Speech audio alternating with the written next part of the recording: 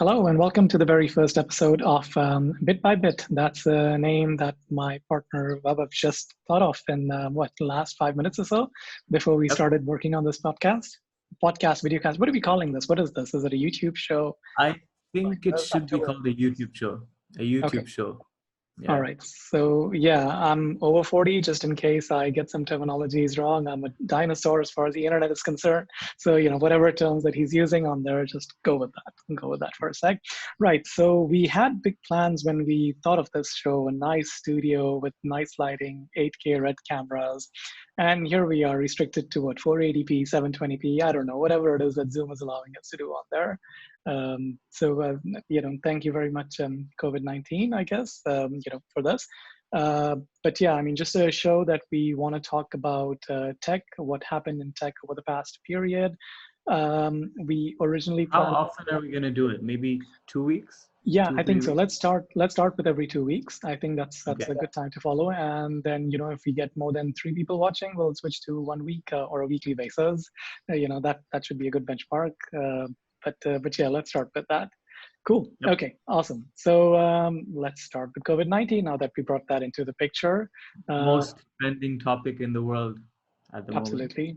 How is it affecting you?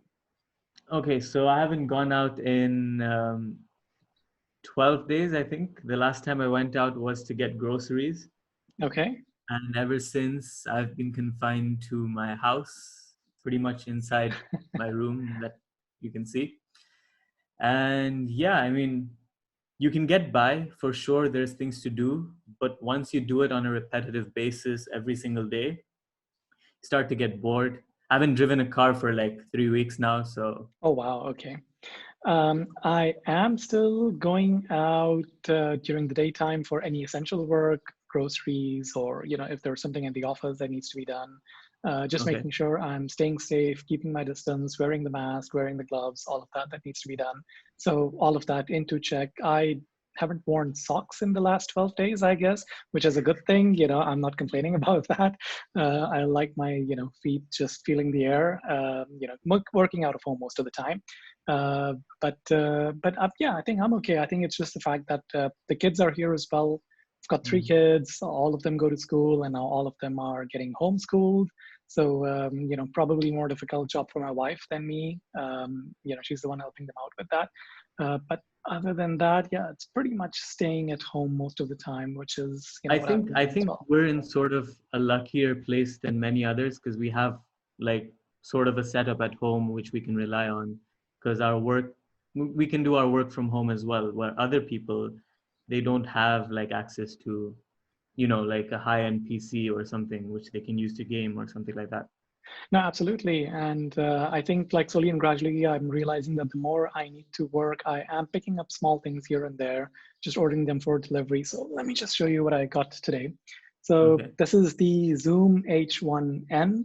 And the Yeah. reason I picked this up is that the camera that I use at home, it's the Sony RX100. It's the Mark IV, so it Okay. doesn't have an audio input. I think the latest model, they did introduce one, but on mine it doesn't.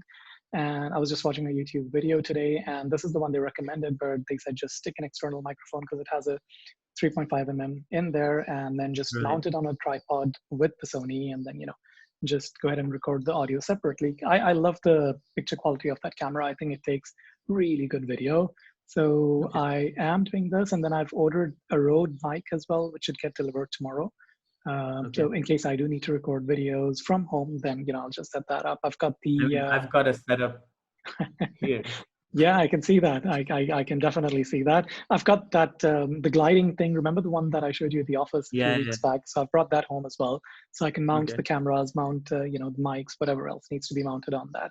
And we'll see. We'll see. We'll probably get something sorted. Some video shot, hopefully in the next week or so on that. But yeah, that's it's hashtag stay home, hashtag work from home, My hashtag sleep schedule is messed up. That's okay. one thing How I could so? tell you. So I cannot keep track of what time it is. Like I don't know why, and I Right. go to sleep very late. I can't wake up early. So like it's basically I'm on you could say UK time. So when the UK genuinely wakes up at 8 a.m., that's when I wake up. And Okay, that's how it's been for like the last 7 days. And I can't fix it. interesting. Interesting. For me, that's not an issue because again, kids in school, so they need to be up at the normal hour that they need to be in school. So 7:40, they're in Right. front of their Makes sense. computers. So I have to get up. We have to get up. We have to, up and about by that time. So for me, it hasn't changed that much as far as the schedule is concerned. Still go to bed Mm. around, I don't know, 11:30, midnight. It's just that you do get a little bit of extra time in the morning because you don't have to go drop the kids to school or you have to drive to the office. None of that. So I do get a little half an hour extra of sleep, which is nice. Can't And I complain think about that. schools are e-learning for the rest of the year, right? Yeah, at least for the rest of the calendar, well, academic year, Until so June. until June, yeah. And then summer vacation kicks in July and August. So let's see what happens when they get back, how things are. It's certainly an interesting time. That's something we can tell our well, not our grandchildren, but maybe their children. I don't think anybody's lived through something like this before, but definitely interesting times. Cool. All right, so Yeah. shall we get started? You've prepared a list for us. Where do So you I want to think start? let's start off because it's like the 31st of March. Q1 is basically over. And I see one of the first things on the list is what's your favorite phone so far, 3 months in?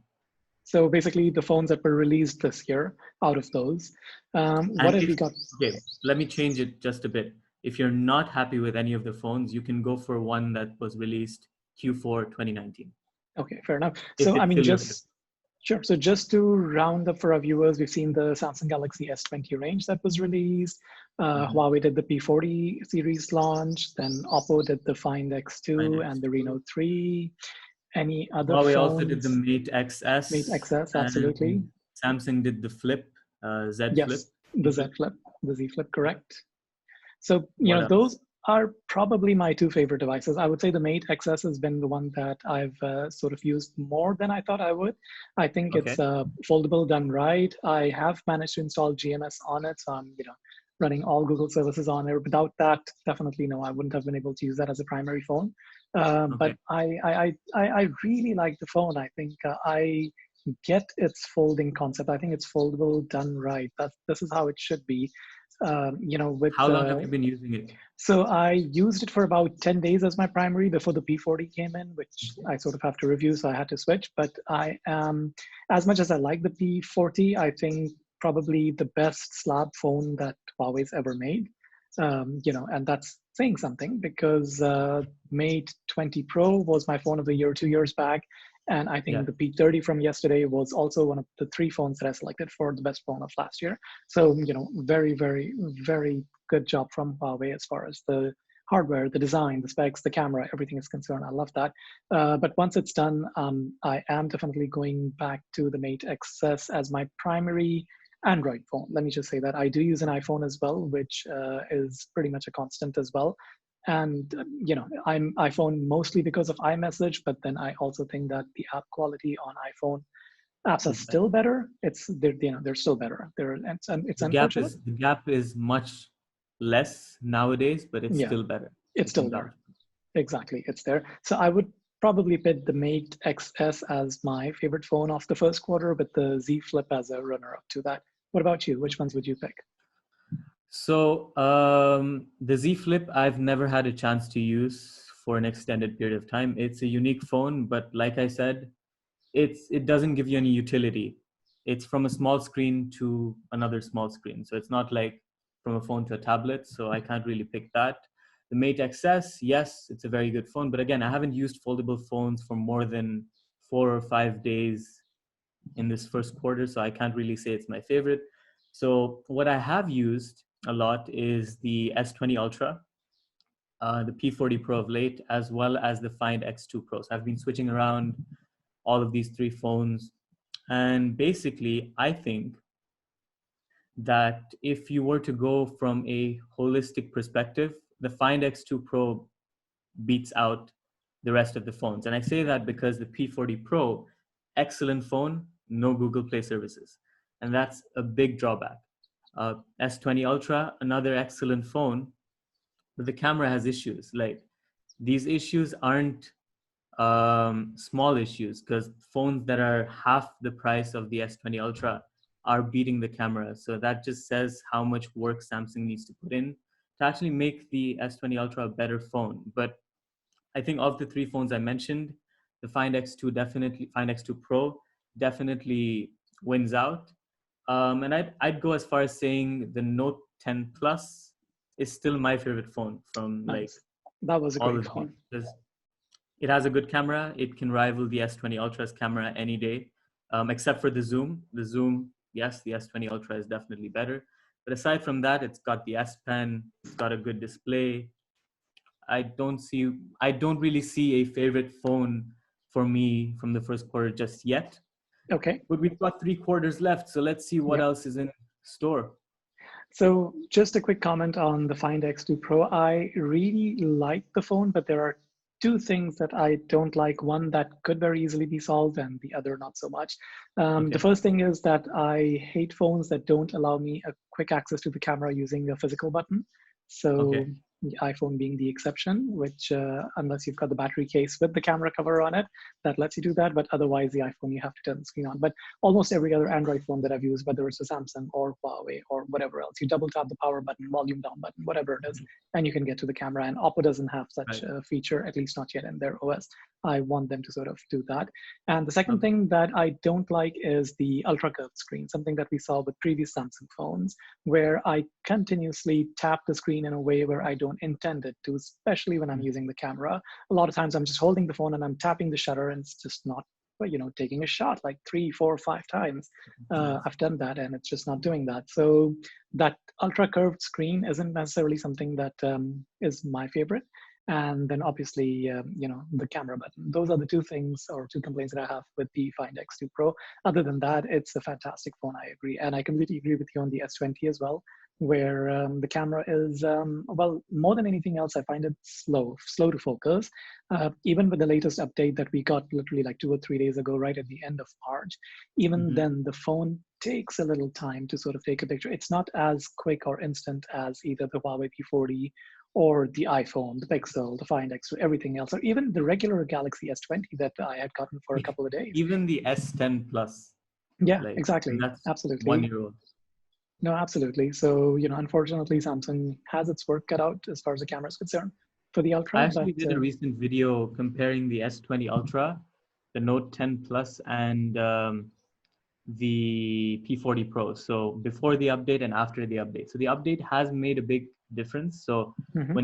when you're focusing on stuff, there is a noticeably less lag. It Okay. focuses instantly. So they've improved that for sure. But more of my complaint is to do with HDR processing. I don't know if you've seen recent images of the S20 Ultra being compared to the Note 10 Plus and even the S10e. They were on Twitter.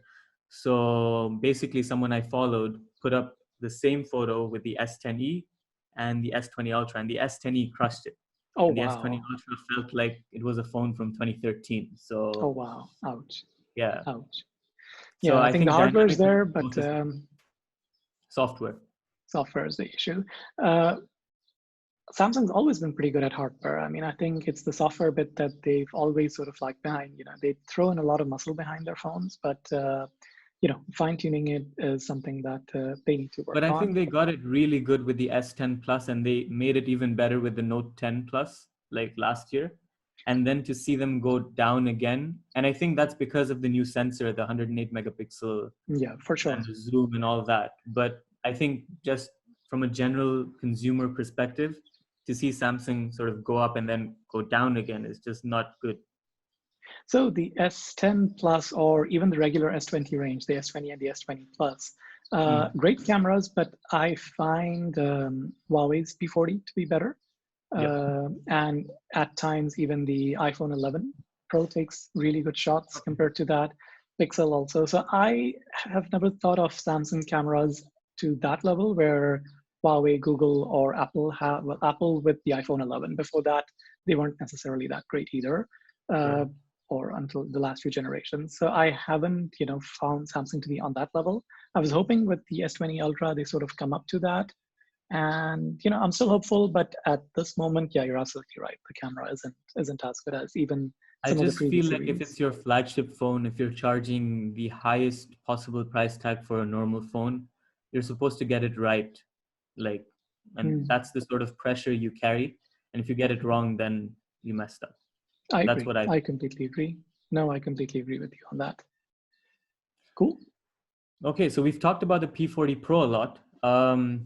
You shared a link recently. The DxO Mark score for the P40 Pro is actually out, and it beats other phones by 4 points or 5 points, I Absolutely. think. From 4 points, 4 points, I right? think 124 versus 128. So I Yeah. think even, what was it? Was it the Oppo that also scored 124, the last one, the Find Yeah. X2 Pro? So, Mhm. and that matched the Xiaomi, if I remember correctly, which was also Yes. at 124. But The then, Mate 30 Pro was 123, I believe, one yep, lower. yep. But then here comes the P40, and pretty much like every P series over the last 2 or 3 years that we've seen, the P20, P30, P40, all of them have beat out whatever the competition was on the ExoMark. And it is a fantastic camera. And you know what? It's only going to get better because I noticed that with the P20 and the P30, where when you get it at launch, it's a pretty damn good camera. But then a couple of Mhm. software updates later, in fact, I couldn't find some of the features that they were showing during their launch event where Was you it can, the AI golden snap yeah, thing that they were AI talking Golden about? Slab, and also the, where you can remove the reflections of Yeah. shooting something through the glass. So I can't find those features just yet. Yep. They also mentioned that in a dark room where the iPhone and the Samsung take like 4 or 5 seconds to take a picture, the Huawei can do that in literally a second or so. So I Yeah, think, I heard that. yeah, so I think even with if I remember correctly, with the P30 launch, I remember they showed us photos where, in a dark room, you go ahead and then take a picture, and then they're like, "This is what it's going to look like." And I went in and I took a picture. I'm like, "Yeah, that's not true. That's not happening." But then I think 2 weeks later, 3 weeks later, with the software update that they did release, it was a holy shit moment. I think the P40 Pro goes on pre-order like on the 2nd of April, right? Yes, yep, So absolutely. between the 2nd and the 9th, when it's available in stores, we should see an update to bring all those Definitely. features in. So Definitely. I'm that would surprised be we're cool. getting it a couple of days later because I think Europe, this release date is the 7th of April. So a couple of Okay. days ahead of us. So I'm assuming by the 6th or 7th, we should definitely see a software update, Okay. which should hopefully enable that. What As do you good think as of the the phone top. though? So Overall, like you mentioned the Find X2 Pro having that ultra curved display. This thing has a curved display too, but I feel like when you're watching multimedia content on it, it looks sort of better. I don't know how to describe it, but it just seems to me like it's better, more immersive. And I don't know if it's like a placebo effect with them marketing this term and me falling for it. But even when I'm comparing it side by side with like the S20 Ultra, even though the S20 Ultra has a bigger screen, the P40 Pro just looks better. I don't know why that's the case. that's interesting. The That's 90 hertz interesting. panel definitely helps. And I'm Yeah, also seeing really good battery life from the P40 Pro. I don't yep, know if you're for seeing the sure. same. For sure. Okay. For sure. So Even what do you think of the whole design, the curve from all four edges, kind of, uh, gimmicky, I'd say 100%. Like, yes, it I feels mean, nice with the top and bottom curving as well, but it's yep. not the screen that's curving, it's just the glass that's curving. Yeah. I don't know. I Um, feel like it makes it more comfortable to hold from all sides, not that you hold your phone from the from the top top and or the bottom bottom. anyway. I Agreed. mean, when you're using it landscape, maybe, but Possibly. yeah, I mean, it's a design choice they went with, and I don't see a problem with it so far. So Yeah, good fair on enough. them. And interestingly, 90 hertz doesn't make as huge of a difference compared to 120 hertz. I mean, when you compare it to the S20 Ultra or the Find X2, they're not so different from each other. Yep, Yeah, so I think screen technology wise, 90 hertz is just fine. It's completely it's more acceptable. than enough. Like you don't Yep, need 120, to be honest. agreed. Agreed. Cool. But Anything? the Mhm. only drawback with the P40 Pro, as we discussed, is Google Play. Yeah, Have lack you of found a device. fix to it? Not yet. Not yet. I've tried the ones that I tried on the Mate XS, which was the chat Okay. support app or something, one of those apps that Uh-huh. I'd used. Doesn't work on the P40, at least not yet. So I've seen a video online of someone who's done it, Okay. but it's an 18-minute video, and the video's in Spanish. So those are Okay. two huge challenges to overcome. But he basically uses, the method that came out before the chat support thing, The where you had to USB stick. download, the Yeah. USB stick. Hmm. He uses part of that, but once he does that, he obviously gets that error of the device not being supported officially by Google. And to bypass that error, it's like a huge process. And at the end of it, you can access the Play Store, you can access the applications, Hmm. but you still get the error. And then what you have to do is disable the notifications for the error, and that sort of makes it a solution. So So you it could works. but can you update apps from the Play Store then? Yes, you can. Okay, that's interesting. That's very So you can interesting. use the Play Store like normal. He showed on video of him downloading a few applications, and it seemed to work. It's just that if you disable Google Play Services notifications, does it Hmm. disable all your Google Play notifications? So then you're stuck with no notifications from Google Play at all. So I don't know how that Right. works. But he seemed to have found a solution to making apps work, Okay, which a is bit sort of of a the first hack. step. I want to try it out, but it's just a very long process, and it's hard to understand because of the language. But I think I'll give it a go in the next couple of days. Okay, so here is my P40. I am gonna, so here on the screen now, you could see that it has a lot of the apps that, sorry about that. So it does have Yeah, quite a few apps that are not on the app gallery. mm, What I basically did was I used the phone clone app from Huawei yeah, and then used that with the Mate XS, which has all the apps downloaded, and it literally transferred everything. uh-huh. Almost all the apps were completely fine. Some of them do prompt me that you need Google Play services for them to run, but almost everything else is running. So that is one way of getting your apps on it. But obviously that means that you need to have a phone with all your apps downloaded, which most people in today's day and age will have that, Do but I'd Google still Apps work as well once you no. do that? You know what? I know that it didn't transfer some of the Google apps, such as YouTube, but from what I remember, it did transfer. Was it Maps?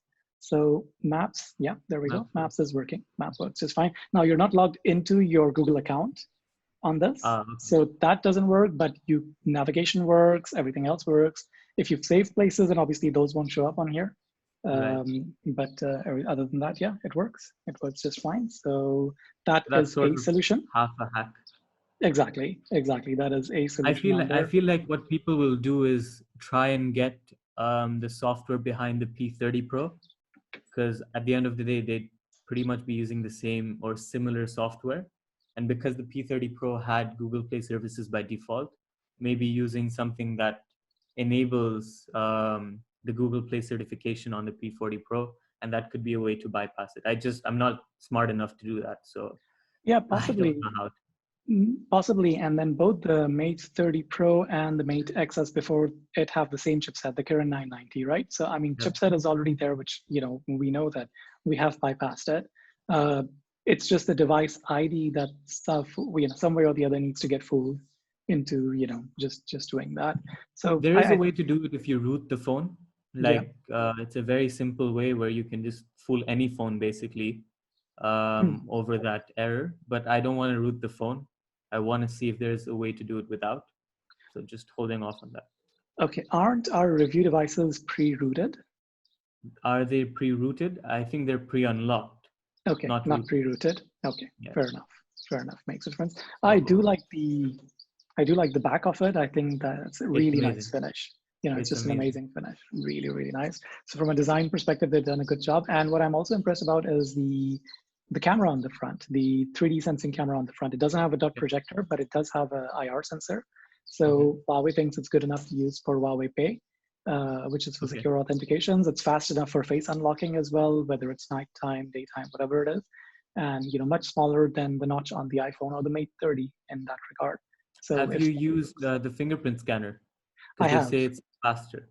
I That's didn't find it as I found it the same as last year. I mean, it's not as fast as a hardware fingerprint sensor because I am coming from the Huawei Mate XS, which has Mm-hmm. a fingerprints side mounted fingerprint On sensor, the side. that is insanely fast. So it's not as fast as that, definitely not. And So have yeah, they I mean, it mentioned works. if it's ultrasonic or optical? It's Optical. still optical, right? Optical, yes. Samsung's the only one that's doing ultrasonic. And again, I'm not super impressed with Samsung's solution either. I think opticals are working better than Yeah. supersonics. So I wouldn't be surprised to see Samsung just, foregoing, not using that technology in future phones. I don't think anybody else has picked up. So Without I, announcing it, they could just secretly yeah, do it. yeah, possible. Cool. What's Okay. next on our list? Apple, your favorite. Right. Okay. So I'm not wearing the Apple shirt today, unfortunately. I should have worn a T-shirt, which says "Sign the pact with the devil." No. Right. So the iPad Pro 2020 and the MacBook Air, two new Yep. gadgets from them, And the new keyboard. and the new keyboard. The new keyboard's coming out in May, and definitely that's the most exciting product that they launched or announced over the Okay. last week. It was interesting to see Apple just go ahead and launch the products in such times where people aren't sure exactly what's happening. People, we don't know if people are spending on tech or not. And Mm-hmm. then obviously Huawei already had the P40 launch plan, so they also went ahead with it.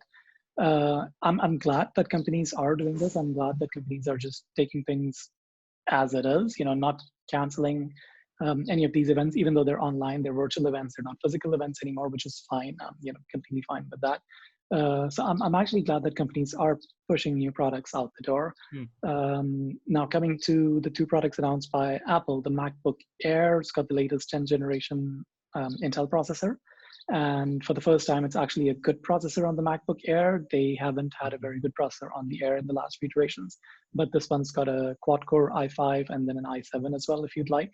RAM can go up to 16 GB. They've increased the base storage to 256 GB, if I am I correct. think that's double, right? That's double, and they've reduced the pricing as well by $100 or 350 dirhams or so. So I think it's well, obviously the keyboard being the biggest thing as well. They've switched from the butterfly mechanism to a scissor mechanism, which obviously is the big change. We saw that on the MacBook Pro 16 as well. So I think this looks like a really good computer. I haven't had a chance to use it, haven't looked at it. The Apple stores are closed, the malls are closed, so I can't go anywhere and test it out. Same thing goes for the iPad Pro 2020, which doesn't necessarily feel like a huge upgrade from the 2018. It's still using the same processor. It's the A12, but instead of the A12X, it's got the A12Z, which according to what I've read online, it's just an extra core on the GPU. That's all Yep. there is to it. That's It has more RAM, so it's got 6 gigs of RAM versus 4 gigs of RAM compared to the previous one, so that should help from performance standpoint. But you know what? The iPad Pro from 2018 was insanely fast. I never had any performance issues with it, so I don't think anybody's going to be upgrading it for performance in particular. The two new What things do you are, think about the camera? so that's it. The The LiDAR, right? I mean, LiDAR. that's something that, again, it's something that I'll need to physically test out to see how good it is, whether it makes a difference or not.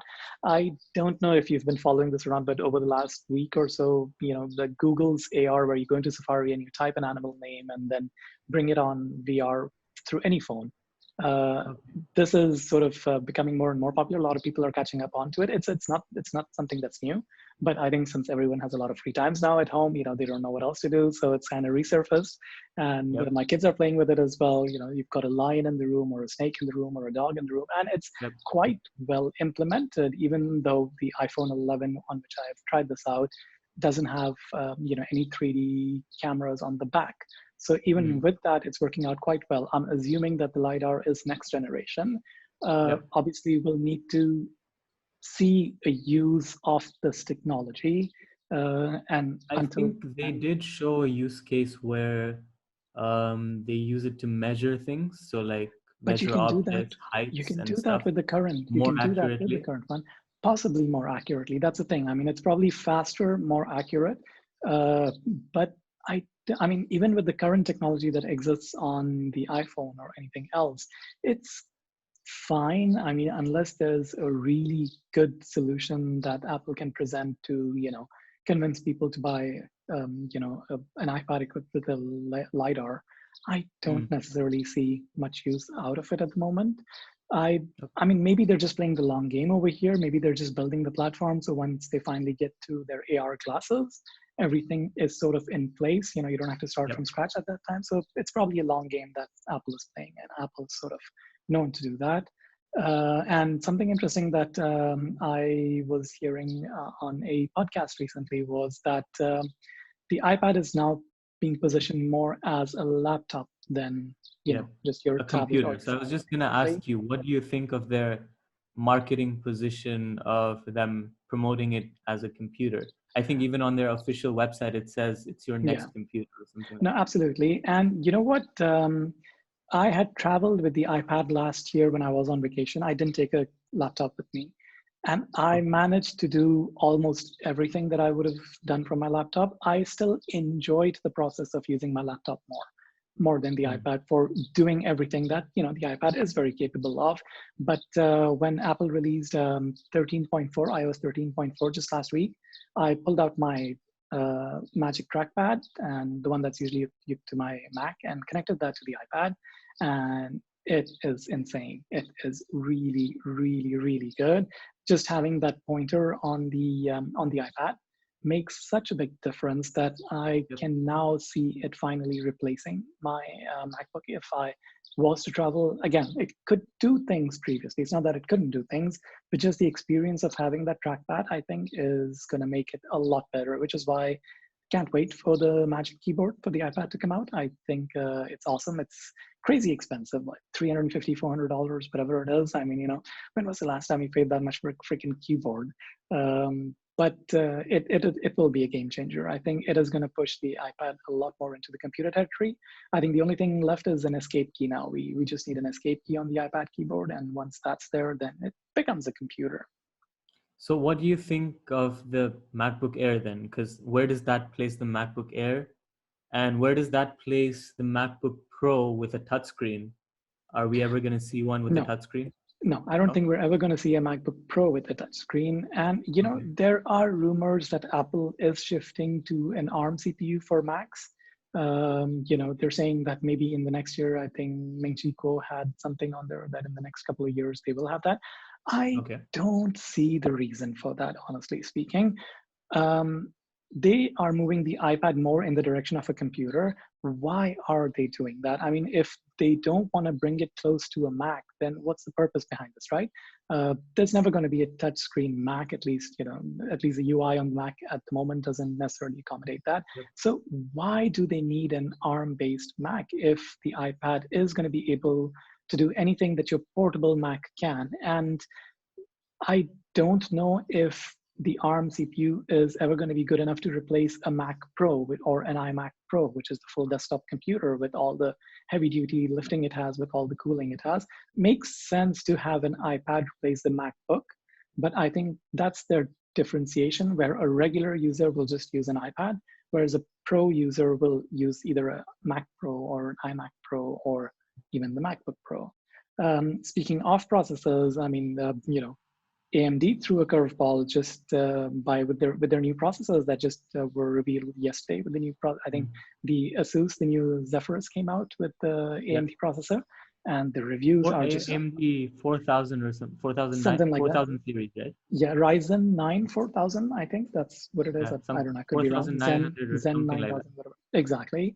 And the reviews are off the charts for that. I mean, they're saying that it totally trashes Intel, from a performance perspective. Yeah. So the x86 architecture still has ways to go. I think Intel kind of miscalculated some things a few years ago, which is why they're in a rut.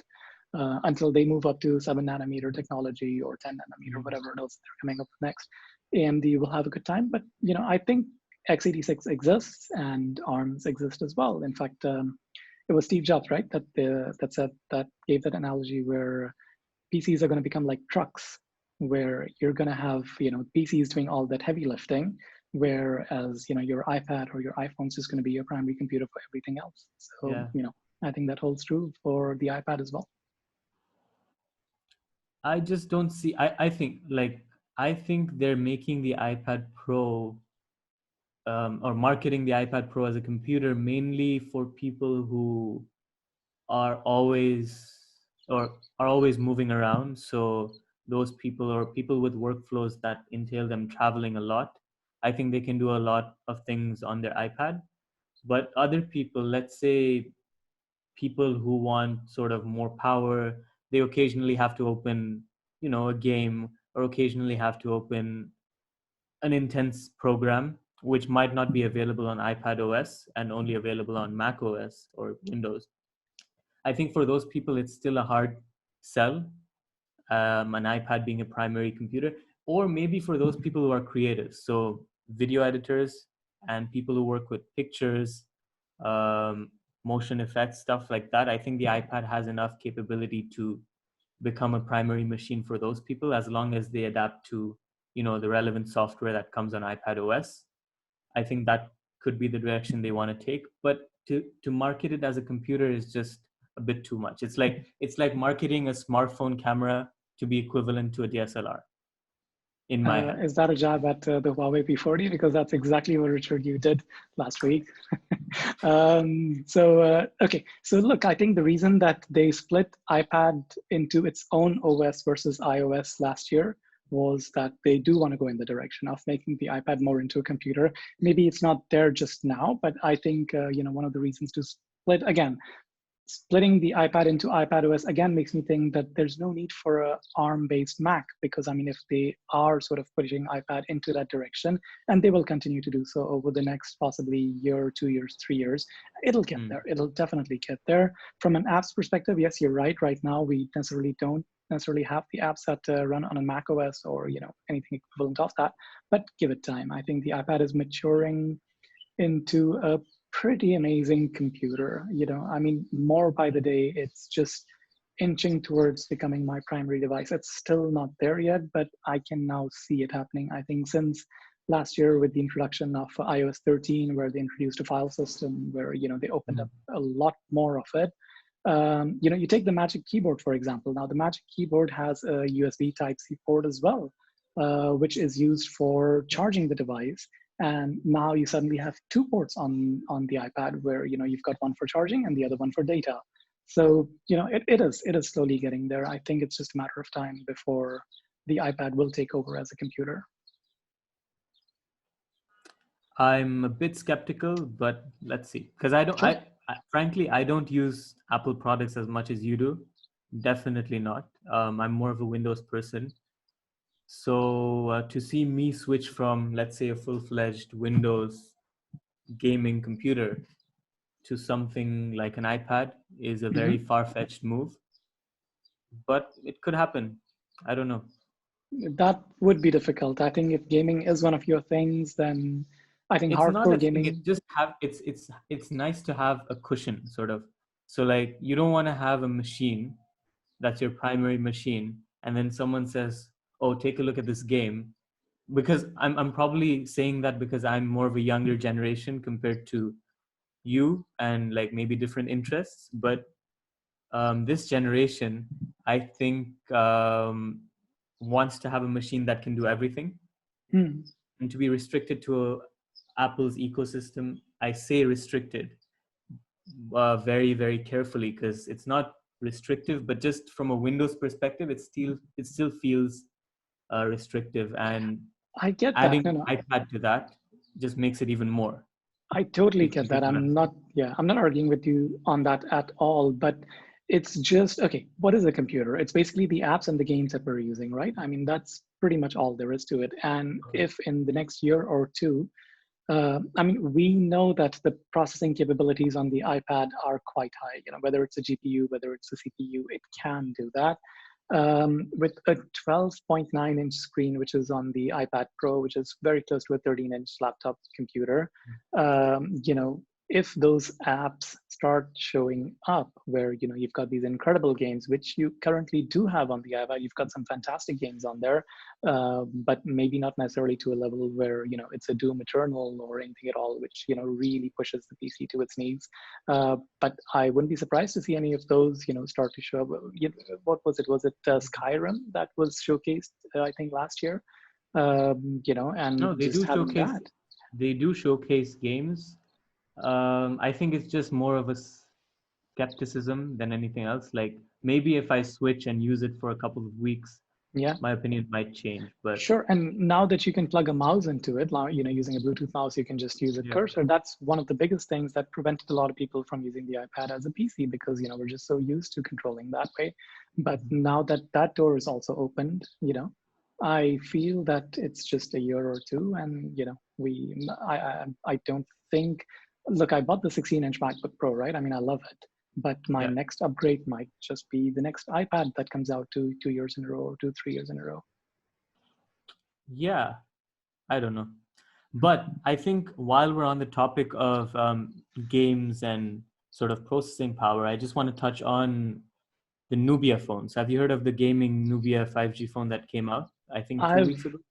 Yeah, so I mean, I've very briefly read up on it. I saw that you mentioned it in the show notes. I don't know much about it. I did read about the 144 hertz refresh rate on the screen, Yep. but yeah, please do elaborate on that.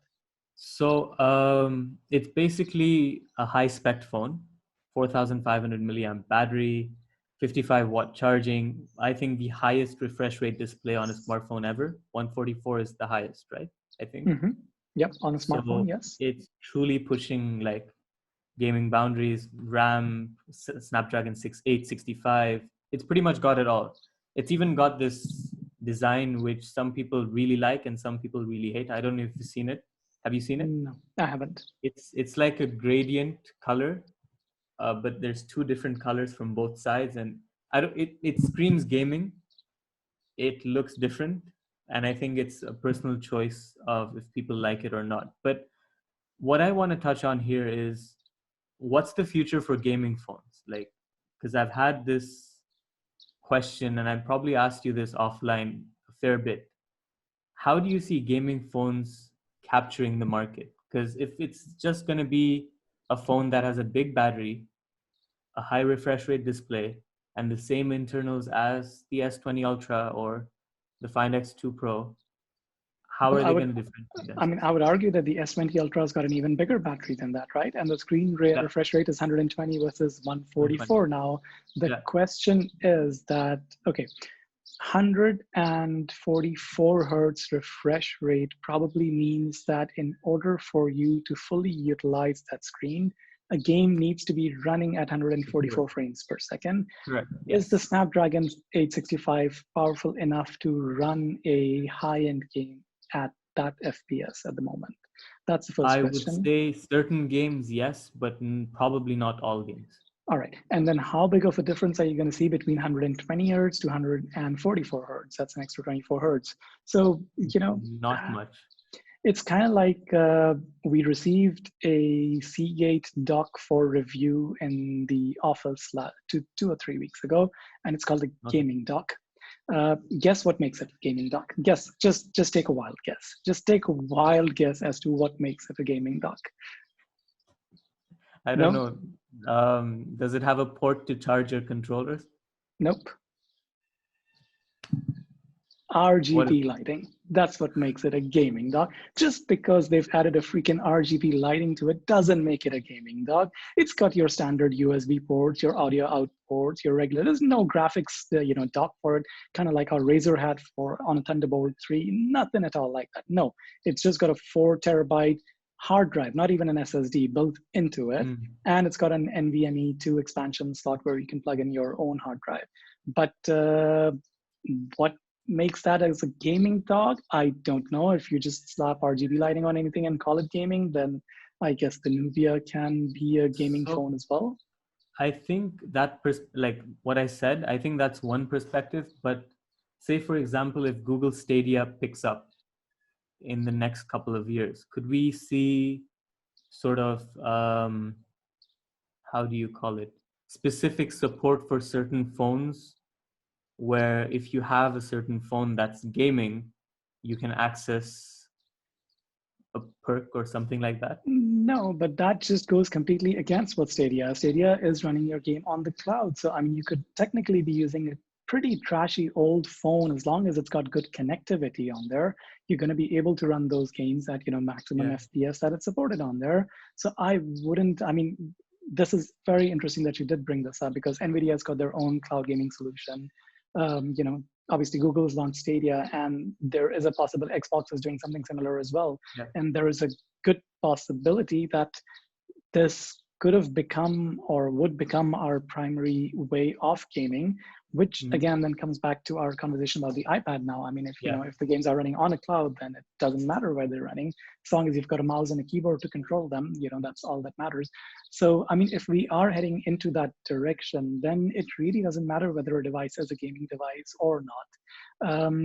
It's quite interesting also from the fact that we've got this whole COVID-19 situation where there is so much stress being placed on the online pipes that YouTube has had to degrade its quality, Netflix has had to degrade its quality. So what does that tell you? That we're not quite ready yet worldwide to sort of move to this platform. Yes, it's great in pockets, but when the whole world comes upon it, it just can't handle that. We need to sort of make sure that everyone is able to do that. So I think it might be another decade or so, or maybe I don't know, maybe 5G might be something that will solve this, because then it's all wireless, it's all over the air, and then hopefully that allows us lower latencies, faster speeds to sort of do all the things that we currently need a wired connection for. So maybe that's an answer. But again, coming back to a gaming phone, I did see how it looks. I just switched screens to kind of have a look, and I like it. I think it looks really nice. It's got a nice design. Yes, I can see how it's a polarizing design, but I like it. I'm on I'm on the side that likes the design. But again, if I was to buy this phone, to me, cameras are super important. And the problem is with most of these gaming phones, whether it's an ROG phone, whether it's a Razer phone, whatever it is, I mean, they're great from a screen refresh rate or the power they provide, but then they fall short in terms of cameras. You really need a player like Huawei or Google or Apple or Samsung, pushing that, or even Oppo, I think gaming phones focus more on battery and pricing, because I think this phone is priced at around $500, 600, something like that. No shit. Seriously. Wow. Yeah, I think so. That is insane. I remember reading 579, but could be Wow, wrong. that is an insane price for this phone. That is an amazing price for this phone, considering the specs that it has. Yeah, I mean, that is a phenomenal price on there for sure. Kind of reminds me of the days that OnePlus didn't used to charge as much for their high-end phones, which is that a good segue? Can we? Let's go for it. All right. So the OnePlus 8, April 14th, is that the date they announced where they're going to be unveiling the OnePlus 8 Pro and OnePlus 8, and plenty of leaks already on it. I think they've been leaked for like months now, like 4 or 5 months ago. Exactly. And looking at what's new and different, wireless charging finally, and IP certification finally. Now let's start with that. Does it matter to you if it has an IP certification? I mean, OnePlus has always said that their phones are waterproof. It's just that the IP certification costs them. That's why they don't use it. I think it serves as a cushion. So just in the back of your mind, if someone says your phone is splash resistant, but unofficially, versus if someone says your phone is water resistant, officially, it sort of just gives you that extra bit of reassurance. But I mean, if the phone messes up in water, you're going to take it to your manufacturer, right? And if it is a respectable manufacturer, and I'm guessing that OnePlus is, they would solve that for you. If they're advertising the phone as it's splash proof, and you tell them that, hey, it got splashed on, you told me it's splash proof, whether it's that or whether it's Samsung saying that their phones are IP68 certified or whatever it is, and you're going to take it to Samsung. It's, I think, the comfort level that you have with the manufacturer of the phone that's more important to me than just a sticker on the back. That's me personally. I think it's more of OnePlus's fault, to be honest, and I'll explain why. Because it was last year when they started the Pro series, right? So they had 7 and the 7 Pro, and the 7 Pro was sort of getting even closer to the highest end flagship smartphones with the Quad HD Plus 90 hertz display, all of that. So I think with the expansion to the Pro series, I feel like OnePlus wants to compete very closely to the likes of the S20 Ultra, P40 Pro. And I think to compete with those, even though splash proof might be good enough, they need to have that official certification. They need to have wireless charging. For like, if you have two phones next to each other and one is splash proof, one is IP rated. Everything else is similar. A very general consumer is going to be like, oh, I can dunk this in water and I can't dunk this in water, so I'll pick this one. Given the prices are similar, I'm sure OnePlus's price is going to be lower than the S20 Ultra.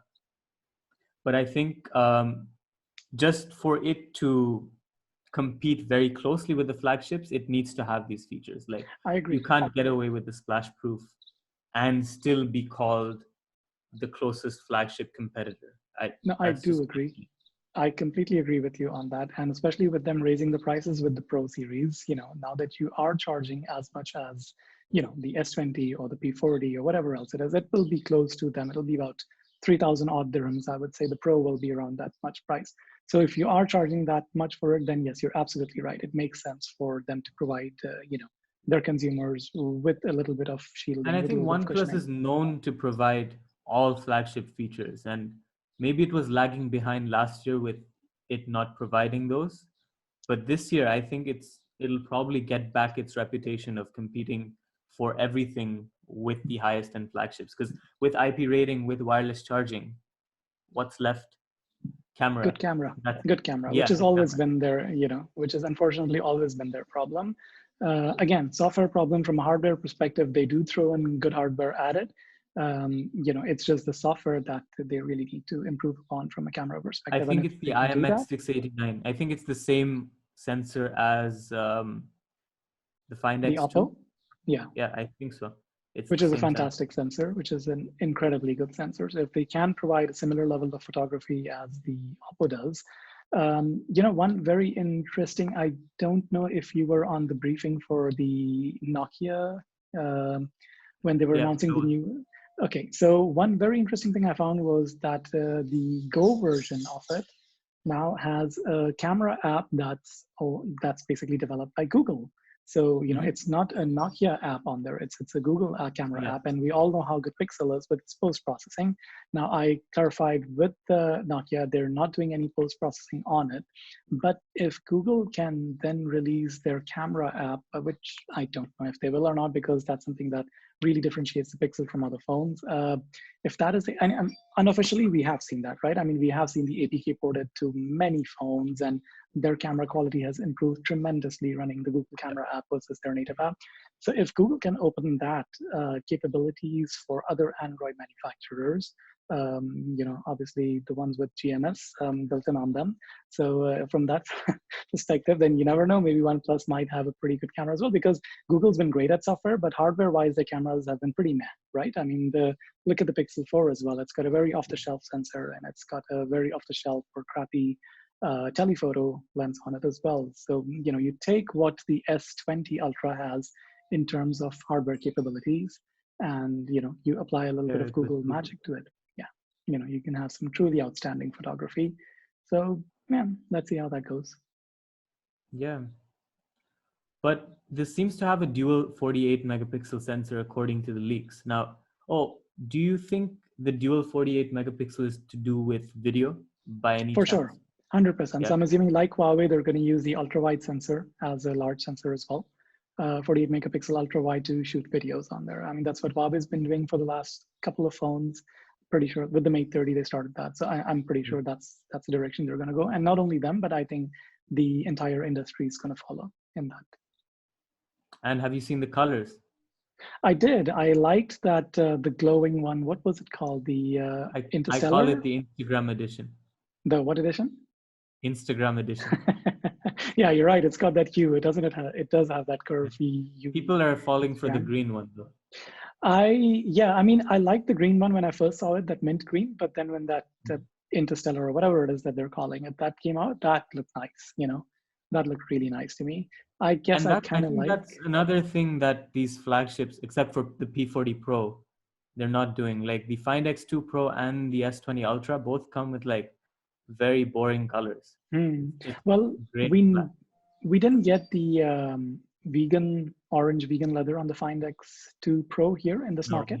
They never brought that, but that was a very good color on the Mate 30, the Mate 30 Pro 5G. I thought that was beautiful. So I would have liked to see that on the Oppo as well. But yeah, you're right. Samsung's done all boring colors this time around. Because they had, I always go back to the series last year with the S10 Plus and the Note 10 Plus. They had such nice colors, like the Prism White on the S10 Hmm. Plus was a really nice color, and the Aura Glow was Oh, that was amazing amazing. on the Note. On the Note Yeah, on the was Note. just amazing. And then Beautiful to color. see them make like a black Yeah, or a gray version for the highest end just doesn't make sense. very boring. Very, very, very boring color. But you know what? Yes. How many times are you looking at the back of your phone, right? I mean, you're always staring at the screen. Yes, I get it. I get it that it's there. I get it that it's Mine there. was, I felt, I felt it was so boring. I did this. I saw that. It looks Yeah, awesome. I really like that this skin. this makes it look nice. No, it does. I really like that skin. Sorry, let me just turn off notifications on the phone over here. It is just going wild.